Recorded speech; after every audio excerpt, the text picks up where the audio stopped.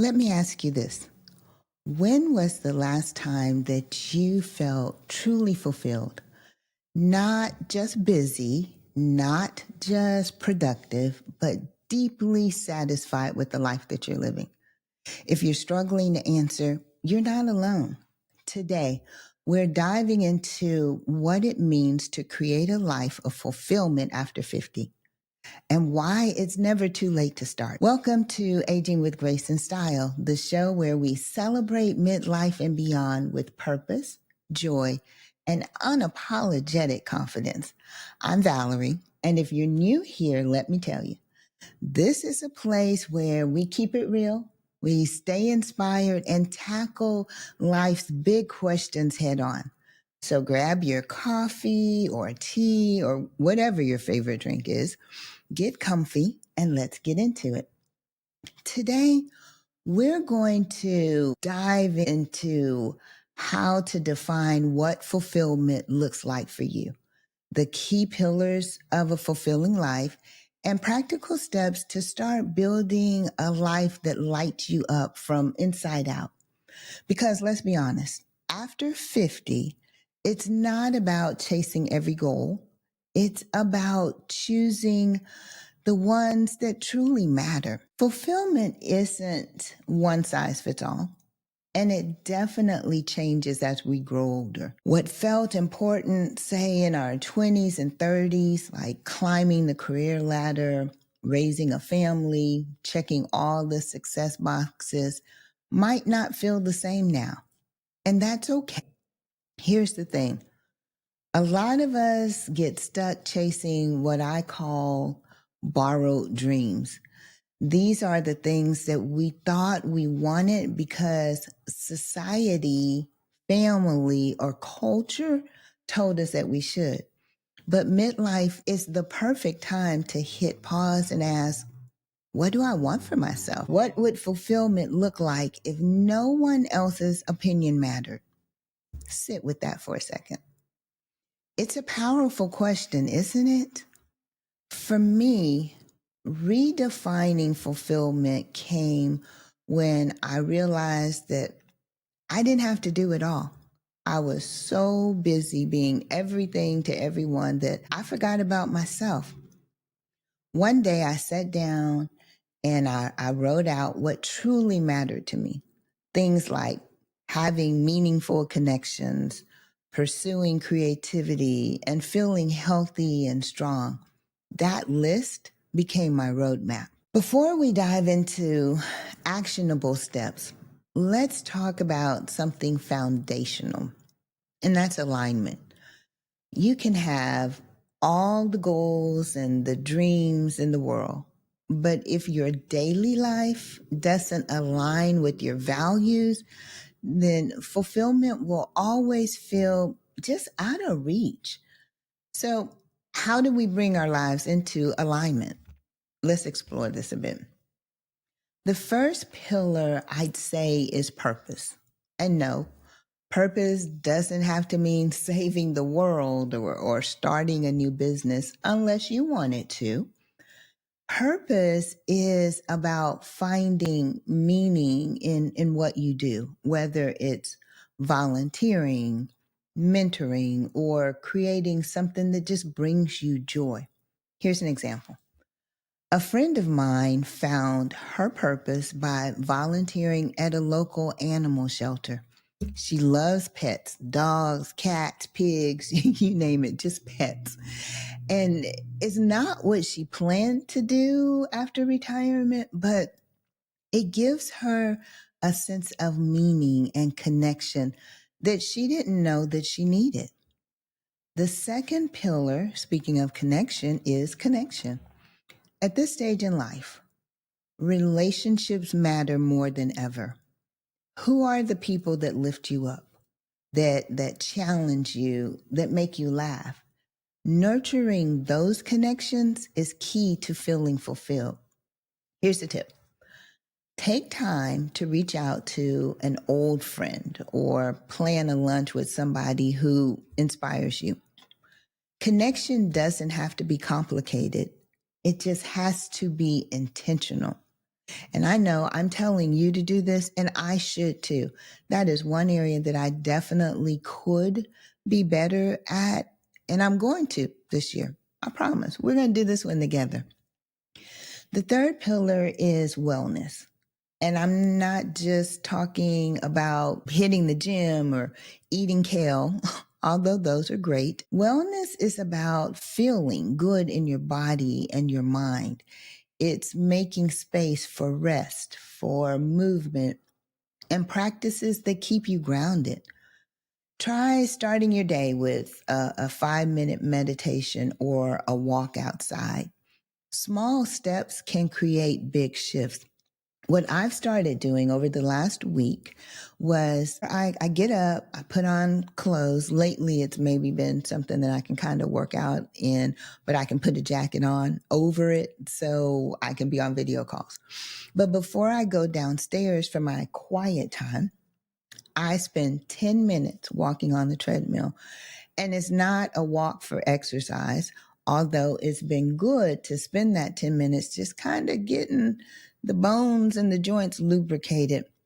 But it's part of my morning quiet routine. It gets me up, it gets me moving, it gets my heart going, and it's working out really well for me for those first 10 minutes. So again, it's not my exercise. It gets me some steps in, and I'm really enjoying that, and I need to keep that going. So as I say, just making small shifts, that's going to help. And then finally, there's growth.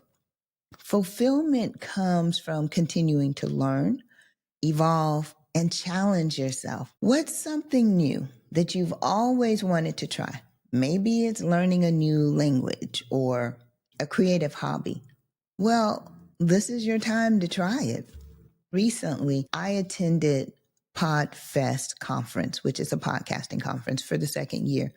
And it was such a great experience. I walked in feeling a bit unsure because I had gone last year when podcasting was still kind of new to me. I had looked at the tracks early on and thought this year I wanted to concentrate on video and growth of the podcast.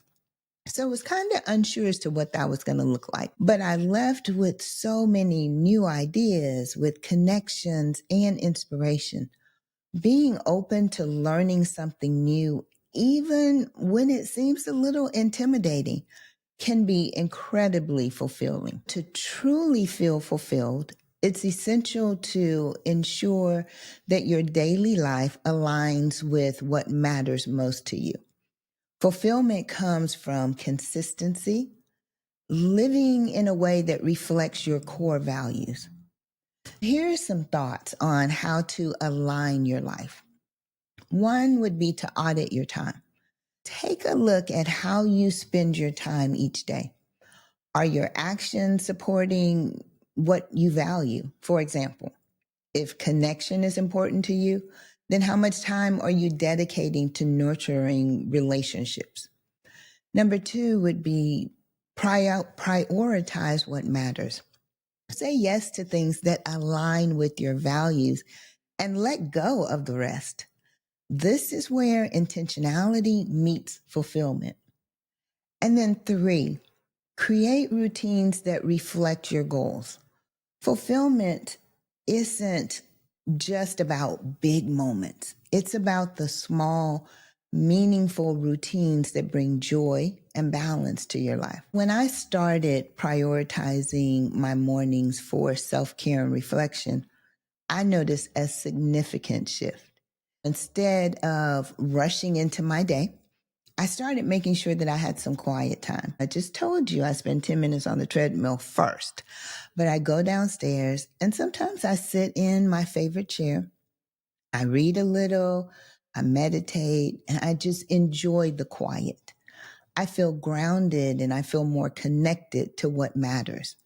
Those small changes make a big impact. Think about one area of your life that feels out of alignment. What small tweak could you make today to bring it closer to your values? Remember, Fulfillment grows from the choices that we make every day. Once your life feels more aligned with your values, the next step is taking intentional actions to build on that foundation. Let's dive into some practical ways that you can start cultivating fulfillment every day. The first step is to start small. Fulfillment doesn't happen overnight. It's built brick by brick. Choose one pillar that we talked about earlier to focus on this week. So whether that's wellness, connection, or purpose, then take 10 minutes this weekend, maybe, to sit down with a journal. You know, I'm always going to mention journaling, and ask yourself, what's one thing I could change to feel more fulfilled? Reflection is a powerful tool for realignment. And then set intentional goals. So when you set goals, make sure that they align with your values. It's not about doing more. It's about doing what matters. For example, instead of saying, I want to be healthier, try, I'll take a 10-minute walk every morning. And then celebrate progress. Don't wait for the big moments to celebrate. Fulfillment is found in the small wins, like making time for yourself or learning something new or simply just showing up. Here's a simple tip. Start or end your day by writing down 3 things that you're grateful for.